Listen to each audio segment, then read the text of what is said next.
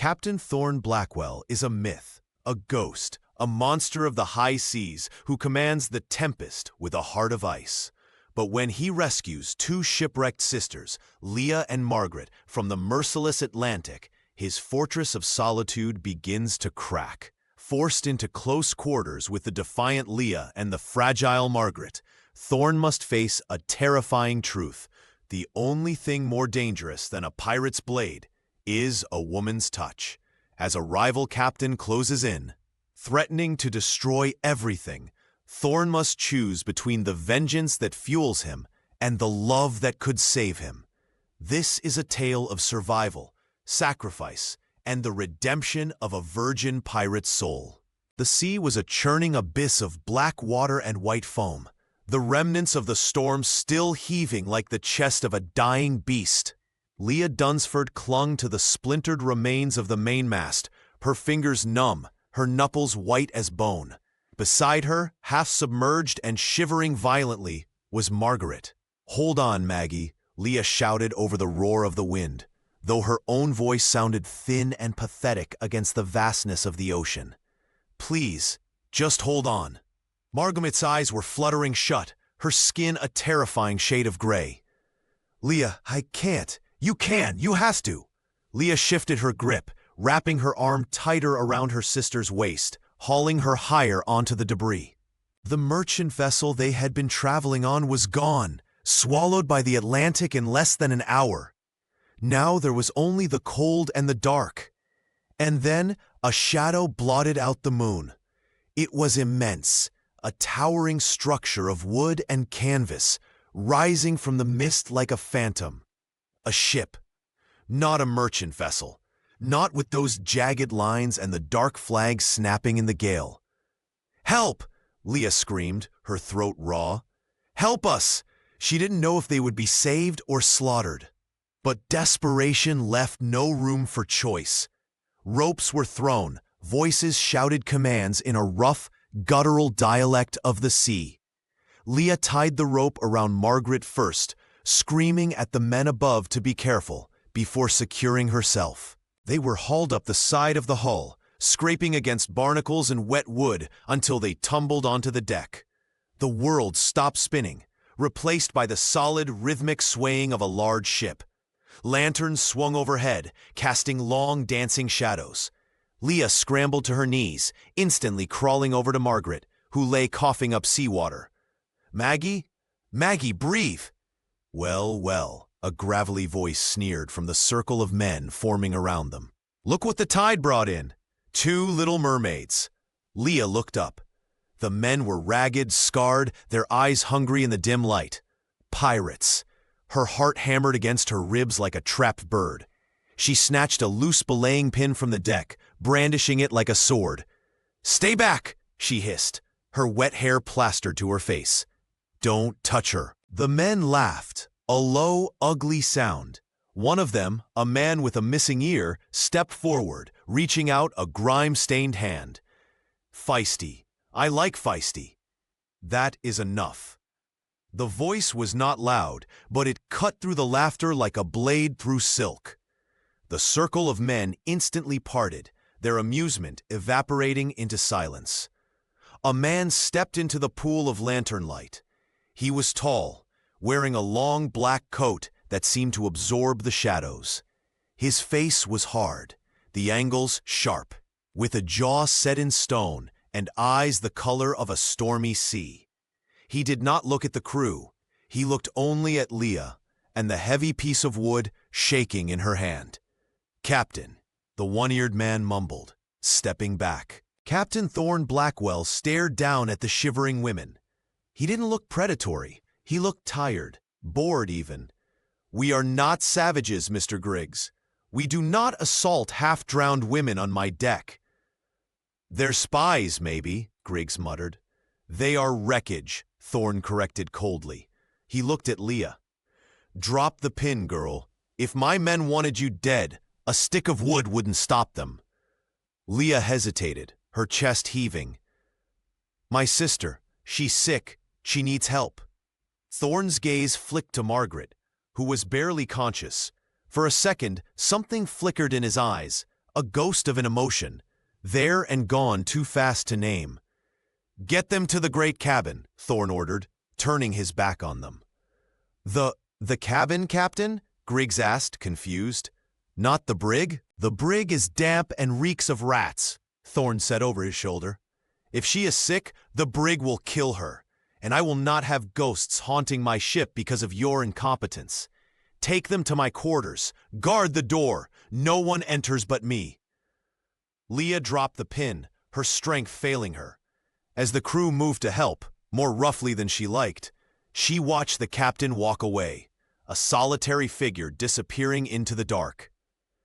The great cabin was a shock to the senses.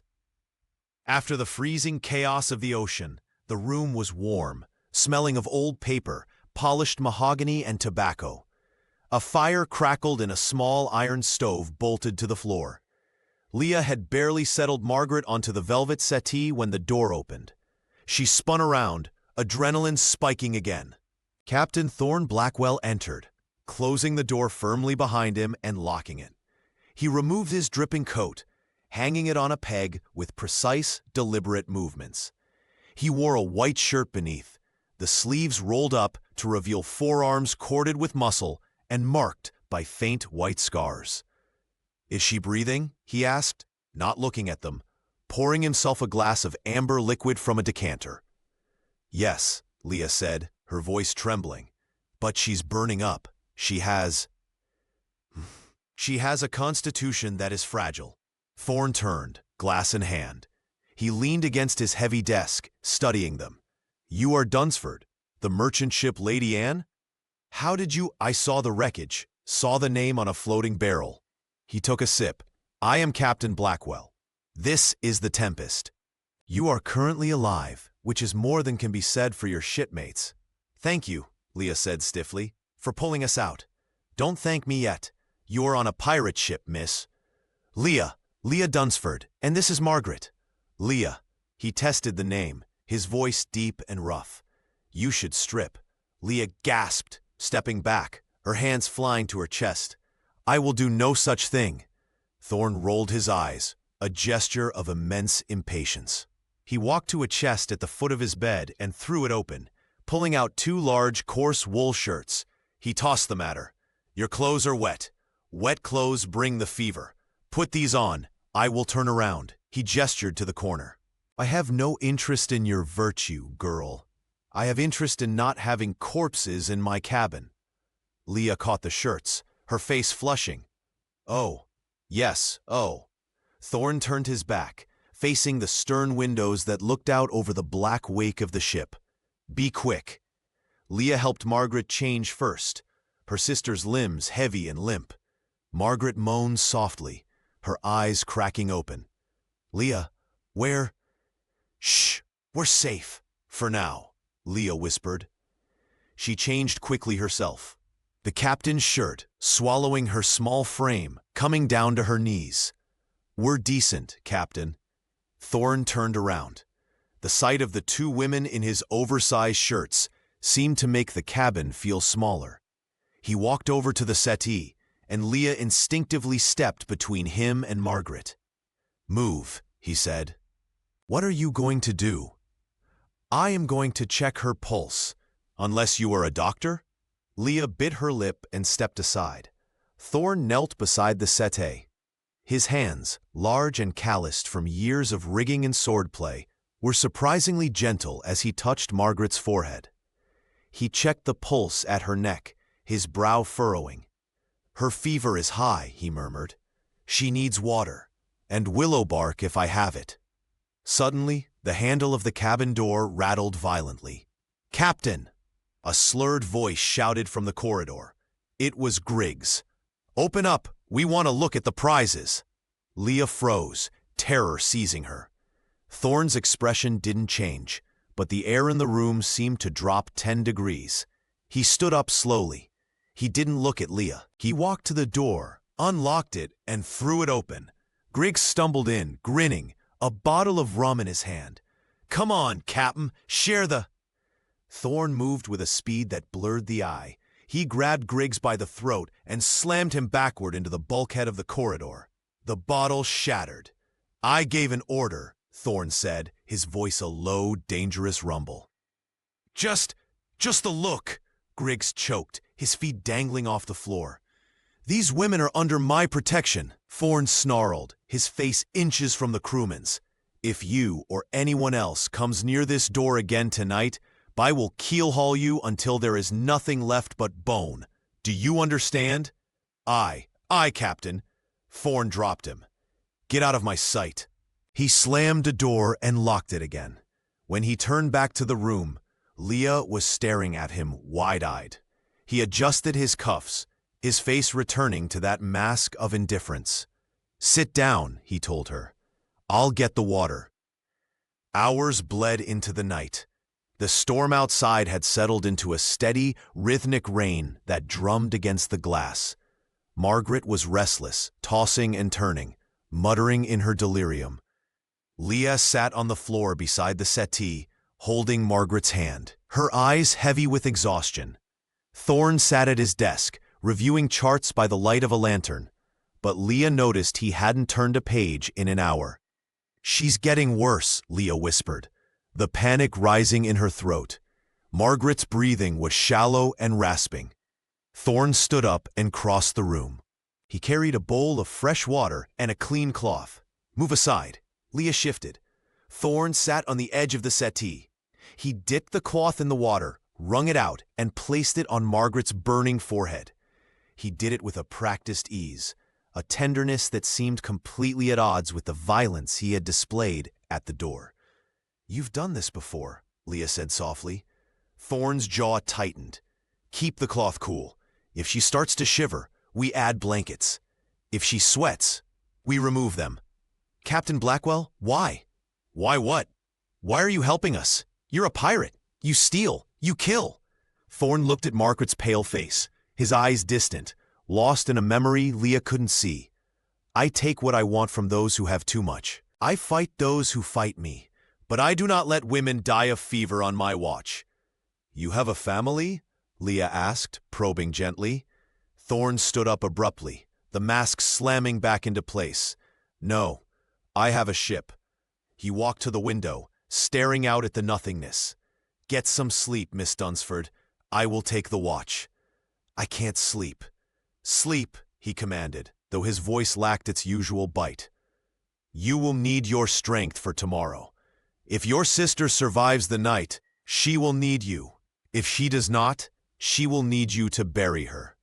The harshness of the words stung, but Leah heard the truth in them.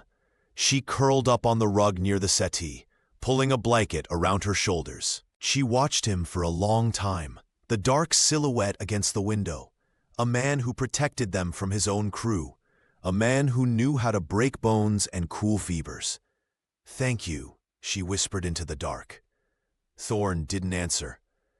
Leah woke to the smell of coffee and salt. Sunlight was streaming through the stern windows, illuminating dust motes dancing in the air. She sat up with a start. Margaret was sitting up on the settee, holding a tin cup, looking pale but lucid. Thorn was seated at his desk, peeling an apple with a knife that looked sharp enough to shave with. Maggie! Leah scrambled up and hugged her sister. Gently, Leah, Margaret laughed weakly, patting Leah's back. I'm not made of glass, though I feel like I've been dropped like it. You're awake. The fever? Broken, Thorn said from the desk. He didn't look up from his apple. She woke an hour ago. She has been interrogating me ever since. Margaret smiled, a wan, intelligent smile. I merely asked the captain about our heading. He is remarkably tight-lipped. We're heading where the wind takes us, Thorn said, slicing a piece of apple and offering it to Margaret on the tip of the blade. Leah gasped, but Margaret simply took the slice with her fingers. Thank you, Captain, Margaret said. Leah, the captain has been hospitable. Leah looked at Thorn. In the daylight, he looked younger than he had the night before, perhaps in his early 30s. But the lines around his eyes were deep, etched by sun and sorrow. We cannot stay here, Leah said, her protective instinct flaring. We are in your bed. Where did you sleep? I did not, Thorn said. He stood up, sheathing his knife. I have duties. The crew will be wondering why I haven't thrown you overboard yet. "And why haven't you?" Margaret asked, her eyes sharp. Thorn paused at the door. "Because you are bad luck. Killing a woman brings a curse. Killing two brings a mutiny." "That's a lie," Margaret said calmly. Thorn looked at her, and for the first time, a corner of his mouth twitched upward, a microscopic smile. "Perhaps. You are free to walk the deck, but do not leave the quarterdeck. Do not speak to the crew. Do not go below decks. If you need something, you ask me. No one else." "Is that clear?" "Crystal," Leah said. "Good." Thorn opened the door. "And Miss Dunsford?" Leah looked up. "Yes? You can keep the shirt. It suits you better than it ever did me." He stepped out, leaving the door open. Stepping out onto the deck of the Tempest was like stepping into a different world. The storm had scrubbed the sky clean. It was a brilliant, blinding blue. The ocean stretched out forever, calm and glittering. But the ship was a hive of activity. Dozens of men were hauling ropes, scrubbing decks, and mending sails. As Leah and Margaret, leaning heavily on Leah, stepped out of the cabin, the noise dropped. 50 pairs of eyes turned to them. Leah stiffened, gripping Margaret's arm. She felt like a rabbit in a wolf den. The men stared, some with curiosity, some with open lust, some with hostility. Thorn was at the helm, his hands on the wheel. He saw the crew's reaction. "Back to work," he bellowed. The sound cracked like a whip. "The next man who idles loses his rum ration for a week." The crew instantly scrambled back to their tasks. Though a few sullen glances lingered, Thorn beckoned the women over. Leah walked them up the short stairs to the quarterdeck, where the air felt cleaner, separated from the sweat of the main deck. "Stay here," Thorn said, his eyes scanning the horizon. "Out of the way." "They hate us," Leah whispered, standing close to the rail. "They don't hate you," Thorn said, checking the compass. "They just don't know what you are yet. To them, you are cargo that doesn't pay." "And to you?" Leah asked, looking up at his profile. "What are we to you?" Thorn stopped. He turned to face her, the wind catching his dark hair. He looked at Margaret, frail but standing tall, and then at Leah, whose chin was tilted up in defiance despite her fear. "A complication," he said softly. "One I should have left in the water." "But you didn't," Leah challenged. "You saved us. You nursed her. You have a heart, Captain. Whether you like it or not." Thorn leaned down, his face inches from hers. The scent of sea salt and sandalwood was overwhelming. His eyes were dark, swirling with a turbulence that frightened and fascinated her. "Do not mistake duty for affection, Leah," he warned, his voice a low rumble that vibrated in her chest. "And do not look for a heart in this chest. It stopped beating a long time ago. I am a monster to these men so that I can lead them. Do not make me a monster to you." He pulled back, turning his attention to the sea. "Now hold on. We are changing course." Leah stood frozen, her breath caught in her throat. She watched his hands grip the wheel, strong and sure. She knew he was warning her away, but as the ship leaned into the turn and the spray hit her face, she realized it was too late. She had seen the man beneath the monster, and she wasn't afraid anymore. She was intrigued. And that, she realized with a shiver that had nothing to do with the cold, was far more dangerous. "What is that?" Margaret asked, pointing to the horizon. Leah followed her finger. Far in the distance, a black speck marred the perfect blue line of the world. Thorn raised a spyglass. He held it for a long moment, his shoulders tensing. When he lowered it, his face was grim. "Trouble," he said. "Blackheart," Thorn said, the name tasting like ash in his mouth. He lowered the spyglass, his knuckles white where he gripped the brass. "Is he a friend?" Leah asked, though the tension radiating off Thorn told her the answer before he spoke. "He is a butcher," Thorn replied, collapsing the glass with a sharp snap. He turned to the deck, his voice booming.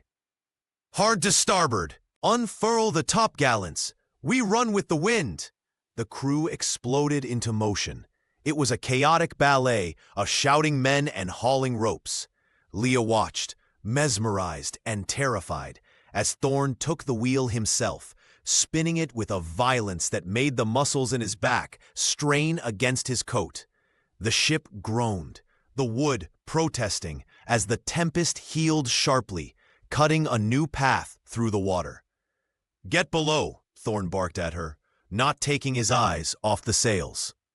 "If they see women on deck, they will know you are valuable.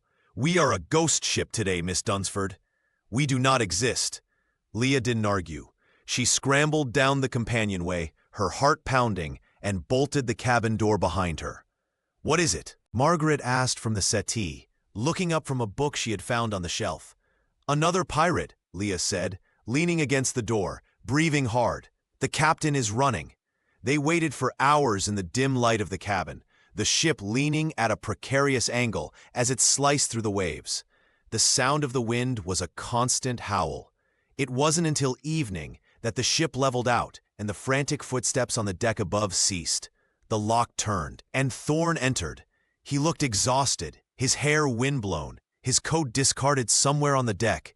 He went straight to the decanter. "Are we safe?" Margaret asked calmly.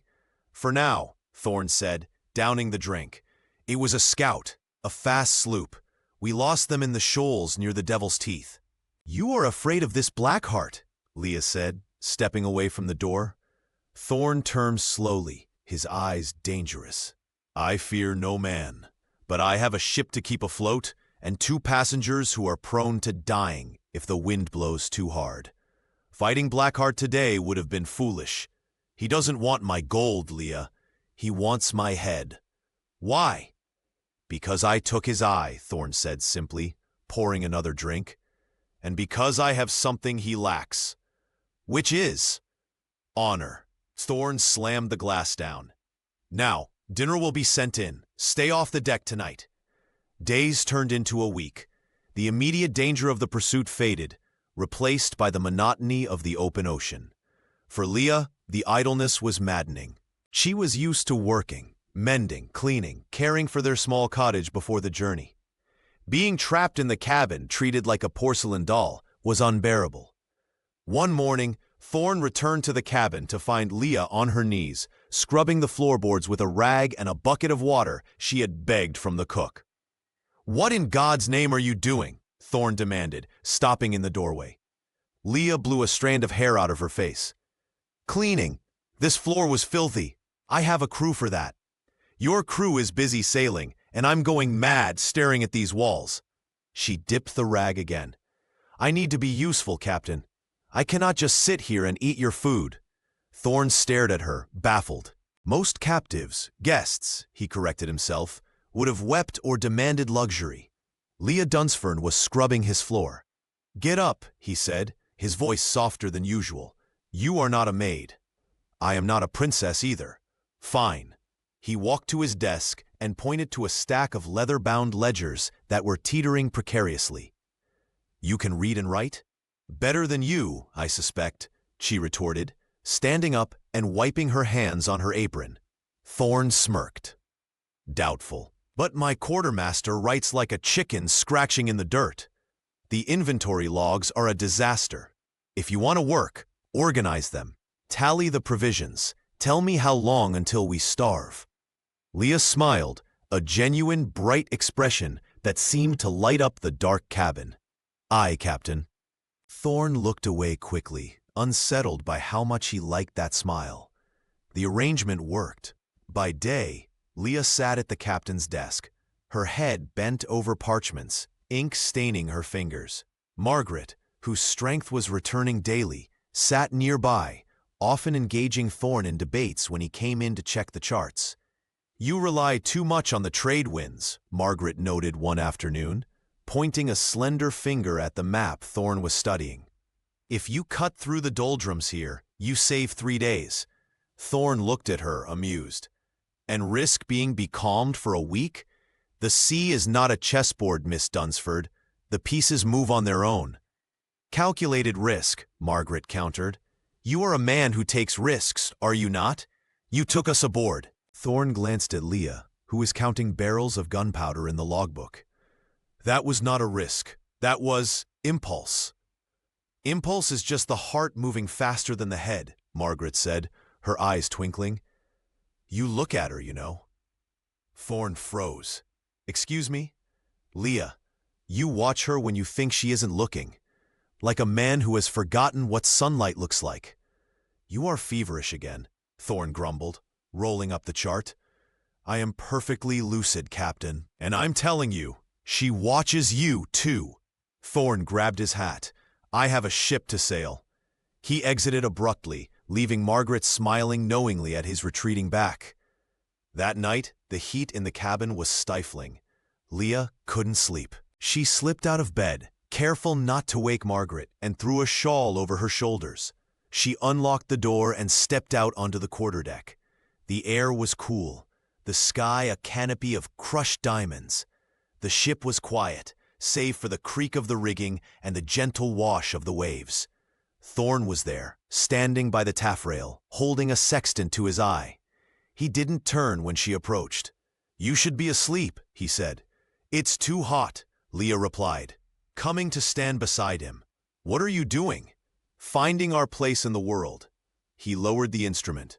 The stars tell us where we are, if you know how to listen. Show me? Thorn hesitated. He looked at her, bathed in moonlight, her hair loose around her shoulders. He should send her back. He should keep the wall up. But the solitude of the command was a heavy burden, and he found he didn't want to be alone. Come here, he said quietly. Leah stepped closer. Thorn handed her the sextant. It was heavy, warm from his hands. Hold it up. Look through the sight. Find the horizon. She struggled with the weight of it. Thorn moved behind her. He didn't touch her at first, just hovered, his body shielding her from the wind. Then slowly, he reached out, his hands covering hers, adjusting her grip. Leah's breath hitched. He was so close, she could feel the heat radiating from his chest. His arms were around her, enclosing her in a private world. There, he murmured, his voice a low rumble near her ear. See the star, Polaris.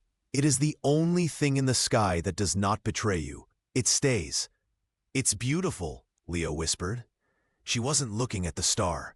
She was acutely aware of his thumb brushing against her wrist. It is cold, Thorn corrected, though his voice lacked conviction. It is distant, like a captain must be. Leah lowered the sextant, turning in the circle of his arms. They were inches apart. Thorn didn't step back. His eyes searched hers, dark and intense, stripping away her defenses. You are not cold, Thorn, she said softly, using his name for the first time. You try to be, but you fail. Thorn's hand rose, hovering near her cheek. His fingers trembled slightly. You don't know me, Leah. You see a hero because I pulled you from the water, but I'm a man with blood on his hands. I see the man who saved my sister, she said, leaning slightly into his touch. I see the man who teaches me the stars. Thorn closed his eyes, leaning his forehead against hers, for a fleeting second. It was an intimacy more shocking than a kiss. Go below, Leah, before I do something that will damn us both. The peace shattered 2 days later. It started with a drop in pressure that made Leah's ears pop. The sky turned a bruised purple, and the sea went unnaturally flat. Squall! The cry went up from the crow's nest. Thorn burst into the cabin. Secure everything, now! What's happening? Margaret asked, alarmed. A white squall. It comes from nowhere. Thorn was already battening down the stern windows. Stay here, do not open the door. He was gone before they could answer. Within minutes, the ship was hit by a hammer blow of wind. The vessel pitched violently to the side. Books flew off the shelves. The inkwell shattered on the floor. Leah! Margaret screamed as the settee slid across the room. Leah grabbed her sister, bracing them against the bolted-down bed frame. The noise was deafening, the shrieking wind, the cracking of timber. Then a terrible crashing sound came from the deck above, followed by a silence that was worse than the noise. Thorn, Leah gasped. Leah, no, Margaret cried, but Leah was already moving. She had to know. She threw open the cabin door. The deck was awash of white water. Rain slashed sideways like needles. The ship was listing heavily. Through the spray, she saw men struggling with a loose cannon that had broken its restraints. Thorn was there, shouting orders, heaving on a rope with 3 other men. "Captain!" Leah screamed, her voice lost in the gale. The ship lurched. Leah lost her footing on the wet wood. She slid helplessly toward the scuppers, toward the open ocean churning below. "Leah!" Thorn saw her. He let go of the rope. He didn't run. He launched himself. He collided with her just as she hit the rail, his arm wrapping around her waist like an iron band. He slammed her back against the bulkhead of the cabin, shielding her body with his own, as a massive wave crashed over the deck, burying them in freezing water. Leah clung to his coat, gasping for air as the water receded. Thorn was breathing hard, his face wet, his eyes wide with fury and fear. "I told you to stay inside," he roared, shaking her slightly. I thought you were hurt. I am immortal on this ship," he shouted, though his voice cracked. "You are not. Get inside." He shoved her through the door and slammed it, locking it from the outside this time. Leah slid down the wood, shivering, weeping with relief and terror. When the storm passed, the silence returned, heavy and damp. Thorn unlocked the door an hour later. He walked in dripping wet, his shirt torn at the shoulder, blood seeping through the white fabric. "You're hurt," Leah said, standing up. "It's a scratch," Thorn dismissed, walking to the desk to pour brandy. His hand was shaking. "Sit down," Leah ordered. She didn't wait for him to argue. She went to the basin, fetched clean water, and the medical kit he kept. Thorn sat heavily. The adrenaline was fading, leaving him gray-faced. Leah cut away the sleeve of his shirt. There was a nasty gash on his upper arm, likely from a splintered rail. "This needs stitches," she said, her voice steady now. Thorn watched her as she threaded the needle. "You have a strong stomach." "I am a pirate's prisoner," she said, meeting his eyes. "I am learning to be strong." She cleaned the wound, the sting making him flinch. As she worked, sewing the skin, the silence between them changed. It wasn't tense anymore. It was heavy with unspoken things. "I lost them in a storm like this," Thorn said suddenly. His voice was so low Leah almost missed it. She paused, the needle hovering. "Who?" "Alara, my wife, and my son, Thomas." Leah set the needle down. She placed a hand on his uninjured shoulder. "Thorn, it wasn't a storm of wind," Thorn continued, staring at the floor. "It was the Royal Navy. They claimed my merchant ship was carrying contraband. It wasn't. They fired anyway. The cannonball, it took the stern cabin, where they were sleeping." He looked up at Leah, his eyes swimming with a grief so old and deep it looked like bedrock. "I survived. I drifted for days. When I was picked up, Thorn Blackwell, the merchant, was dead. The man who woke up wanted only one thing: to burn every flag that flies for the king. That is why you push us away," Leah whispered. "You think everyone you care for dies. I don't think it, Leah. I know it. I am death walking, and you—" He reached out, his rough fingers tracing the line of her jaw. "You are so full of life, it hurts to look at you." Leah turned her face into his palm, kissing the center of his hand. "Then let it hurt. But do not push me away." Thorn let out a ragged breath. He leaned in, his lips brushing her forehead, her temple. He wanted to kiss her mouth, to devour her, but he held back. He had just told her he was cursed. He couldn't doom her yet. "Finish the stitches," he rasped, pulling back, "before I forget that I am a gentleman." 2 days later, the water turned a brilliant turquoise. Land appeared, a jagged coastline of green cliffs and hidden bays.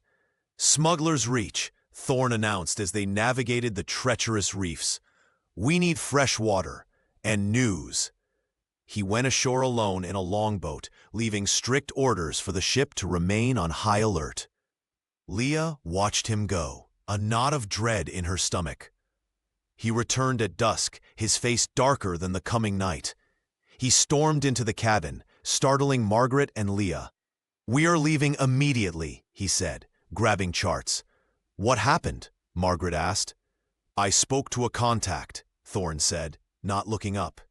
"Blackheart is not just hunting the Tempest. He knows." "Knows what?" Leah asked. Thorn looked at them, his expression grim. "He knows I have 2 women aboard. He knows your names. He has put a bounty on you." Leah went cold. "Why?" "Because he knows that for the first time in 10 years, I have a weakness," Thorn said. He rolled the chart up with a snap.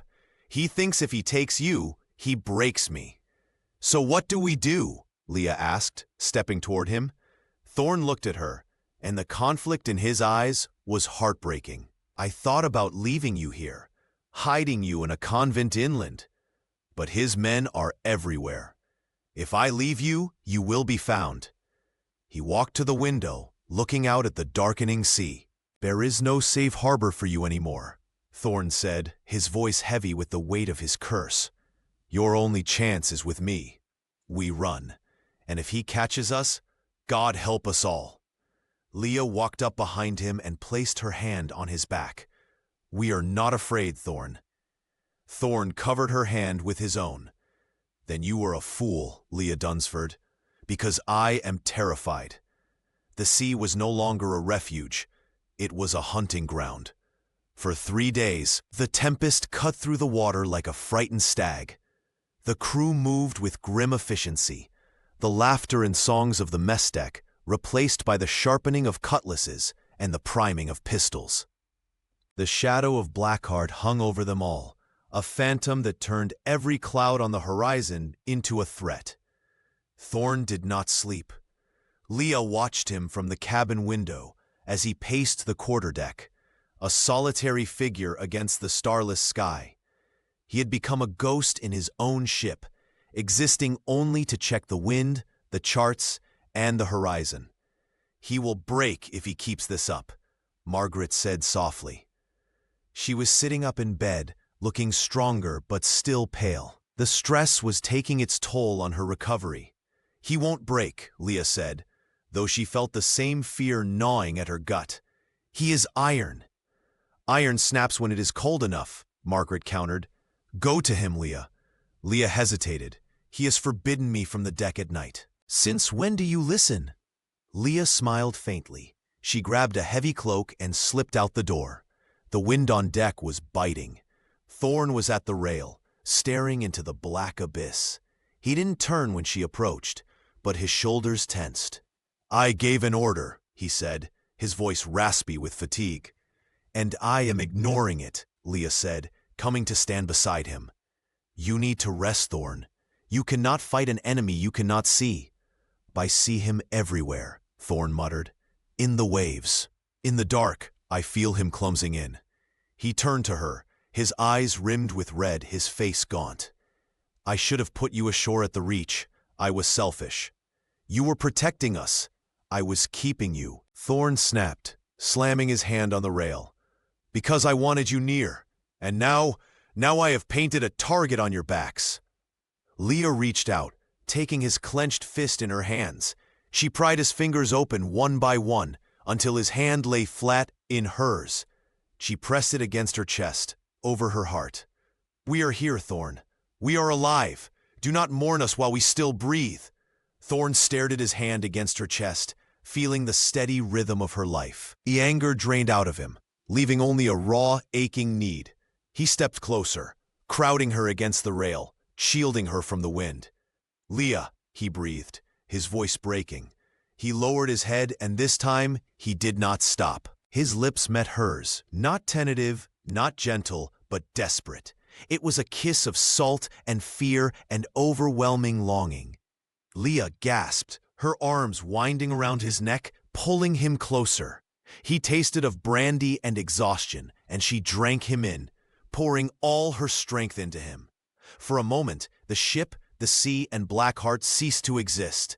There was only the heat of his body, the roughness of his coat, and the fierce claim of his mouth on hers. When he pulled back, they were both breathless. He rested his forehead against hers, his hands framing her face. "If we survive this," he whispered, "I will never let you go." "Then we had better survive," Leah replied fiercely. The trap was sprung at dawn. A plume of black smoke rose from the south, staining the morning sky. The lookout called it out, a merchant vessel, drifting and burning. "It could be survivors," Leah said, standing beside Thorn on the quarterdeck. She knew the risks, but she also knew Thorn's heart had changed. The old Thorn would have ignored it. The man who kissed her last night would not. Thorn studied the smoke through his glass. Or it could be a lure. He hesitated. He looked at Leah, then at the burning ship. "Helm, bring us about. Prepare to lower boats. But keep the guns run out." The Tempest approached cautiously. The burning ship was a brig. Her masts collapsed. There were no bodies in the water, no cries for help. "It's quiet," Griggs muttered from the helm. "Too quiet." "Hard alee," Thorn shouted suddenly, dropping the glass. "Turn, now!" He had seen it, the flash of canvas behind the smoke. It was too late. From behind the burning hulk, 3 ships emerged. They were sleek, black-hulled predators, flying the blood-red flag of Captain Blackheart. "Ambush!" the cry went up. "Get below!" Thorn grabbed Leah by the arm, shoving her toward the companionway. "Lock the door and get on the floor." "Thorn, go!" Cannon fire erupted, the air filled with the deafening roar of iron and the scream of splintering wood. The Tempest shuddered as a ball clipped her railing. Leah scrambled down the stairs, her ears ringing. She burst into the cabin. "Get down!" she screamed at Margaret. They huddled on the floor between the bed and the desk as the world turned into a nightmare. Above them, the deck thundered with footsteps and the boom of the ship's own guns returning fire. On deck, Thorn was a whirlwind of motion. "Fire as you bear. Aim for their rigging. We need to run, not fight." He knew they couldn't win. 3 against 1, and he had the women to think of. If he fought, he might sink 1, maybe 2, but the Tempest would be crippled and then boarded. "Take us to the reef," Thorn ordered Griggs. "The reef? Captain, that's suicide. It's the only way they can't follow. Do it." The Tempest heeled violently, turning away from the open water and toward the jagged line of white foam that marked the coral reef. The enemy ships pursued, firing chain shot to shred their sails. "Hold on!" Thorn roared. The ship groaned as it skimmed over the coral. A terrible scraping sound vibrated through the hull, knocking men off their feet. Thorn held the wheel, fighting the kick, his muscles screaming. Behind them, the lead pursuer hesitated, then turned away. They wouldn't risk the reef. "We made it!" a crewman cheered. But the celebration was premature. "Grapples! Larboard quarter!" Thorn spun around. A smaller cutter, a ship's boat launched from one of the enemy vessels, had slipped through the smoke while they were distracted by the reef. It had hooked onto the stern, right below the great cabin windows. "No!" Thorn's blood ran cold. He drew his sword and sprinted for the companionway, abandoning the helm. "To me! They're at the stern!" Inside the cabin, the glass of the stern windows shattered inward. Leah screamed, covering Margaret as shards of glass rained down. Grappling hooks clattered onto the floorboards, biting into the wood. Ropes went taut. Dark shapes swung in through the broken windows. Men with scarves over their faces and knives in their teeth. Leah grabbed the pistol Thorn had left in the desk. She fired blindly. The shot went wide, burying itself in the wall. "Grab them!" one of the men shouted. Leah swung the empty pistol like a club, cracking a man across the face. "Get back!" But there were too many. Rough hands seized her, dragging her back. She kicked and bit, fighting like a wildcat. "Leah!" Margaret cried, trying to stand. But a man backhanded her, sending her sprawling. "Take the sick one. She's easier to carry," the leader ordered. "No, take me." Leah screamed, struggling against the man holding her. "Leave her alone." The man ignored her. He grabbed Margaret, throwing her frail body over his shoulder like a sack of grain. Margaret screamed, a thin, terrified sound that cut through Leah's heart.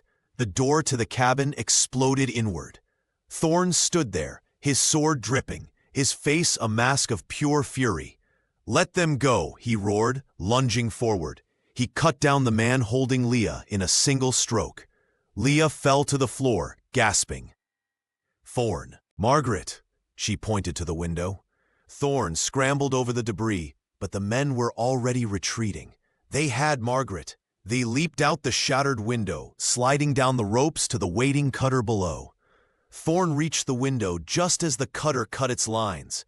It dropped into the churning wake, spinning away toward the waiting enemy fleet. "Maggie!" Leah screamed, rushing to the window, heedless of the glass cutting her feet.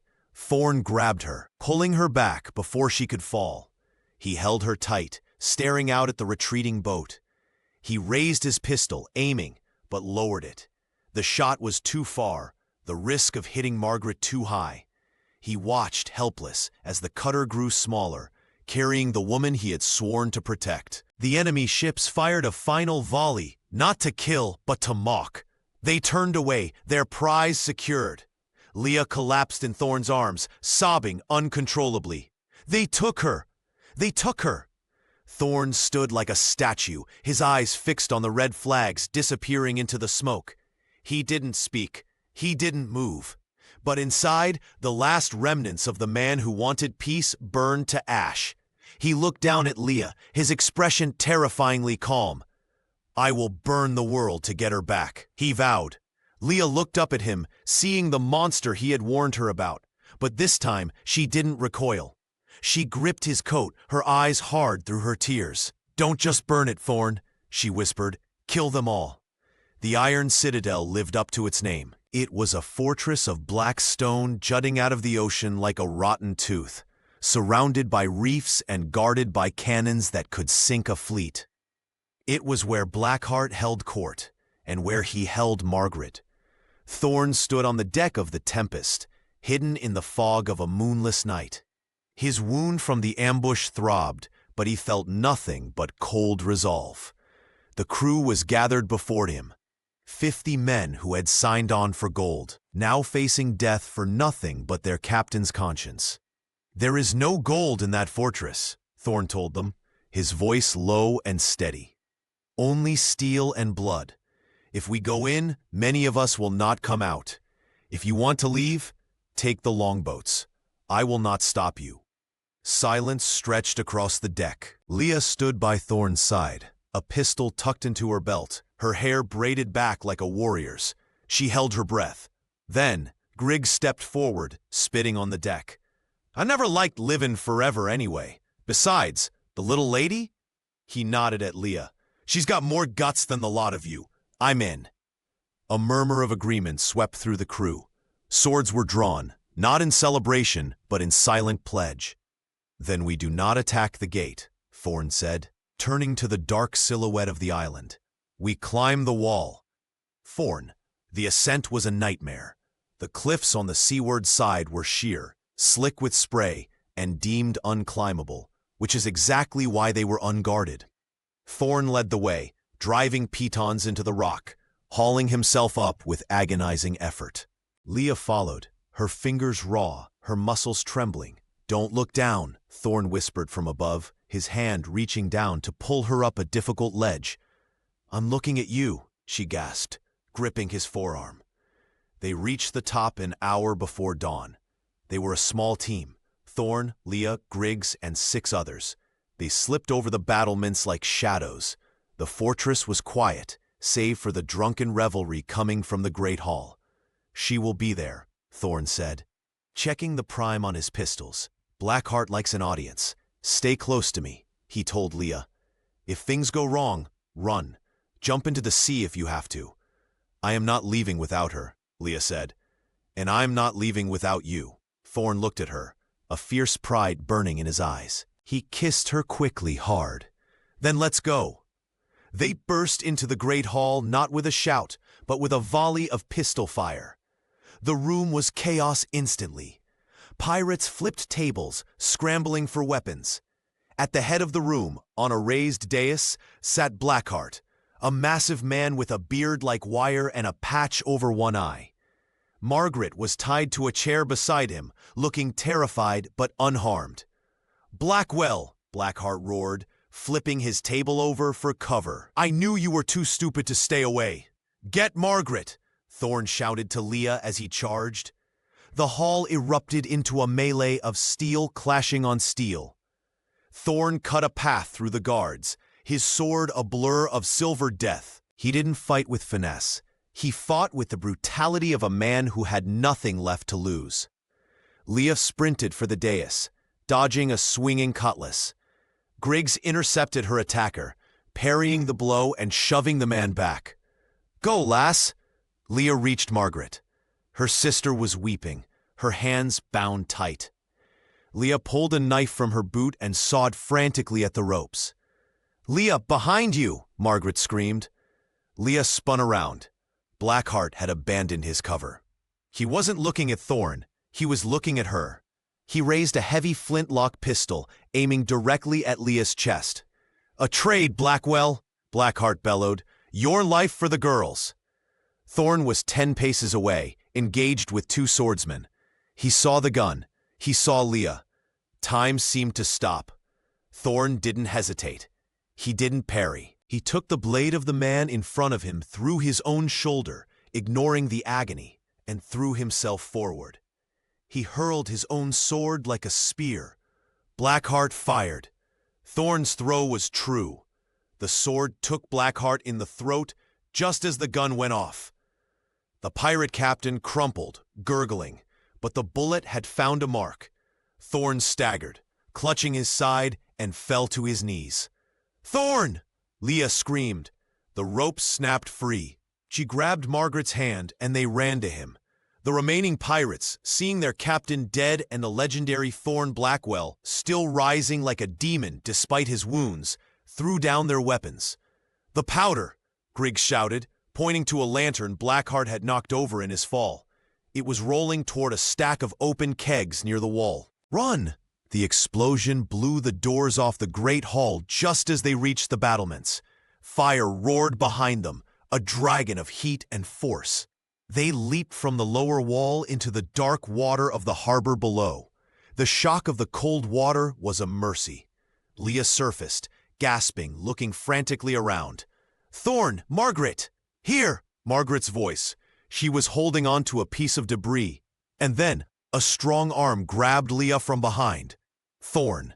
He was pale, blood streaming from his shoulder and side, staining the water black. But he was alive. "Swim," he rasped, "to the ship." They were pulled aboard the Tempest as the sun began to crest the horizon, painting the sky in shades of violent violet and gold. The iron citadel burned behind them, a pyre for the past. Leah collapsed on the deck, coughing up water.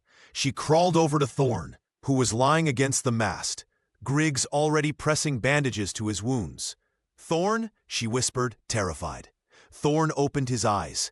They were hazy, but they focused on her. He reached out a wet, bloody hand and touched her face. Did we get her?" he wheezed. "Yes," Leah sobbed, laughing through her tears. "She's safe. We're all safe." Thorn let out a long breath, his head falling back. "Good, then I can finally sleep." "No, you don't!" Leah gripped his face. "You stay with me, Thorn Blackwell. You promised." "I keep my promises," he murmured, his eyes closing.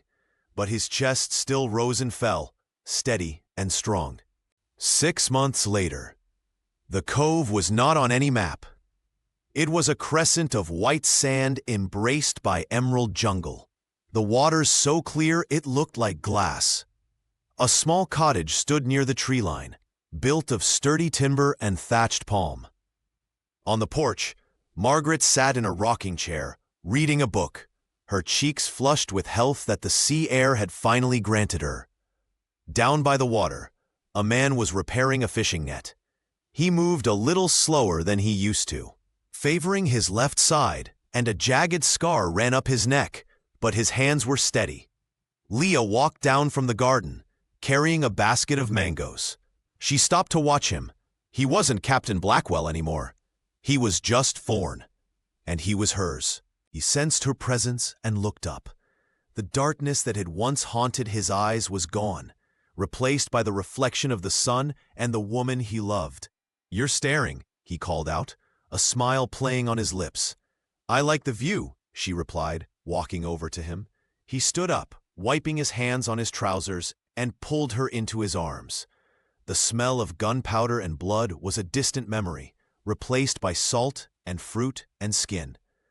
"Are you happy, Leah?" he asked, resting his chin on her head, looking out at the empty horizon where no ships chased them. Leah looked up at him, at the man who had been a monster, a savior, and now a husband. She looked back at the cottage, where her sister laughed at something in her book. She listened to the gentle lap of the waves. "Yes," she whispered, pressing her hand to his chest, feeling the steady, strong beat of his heart.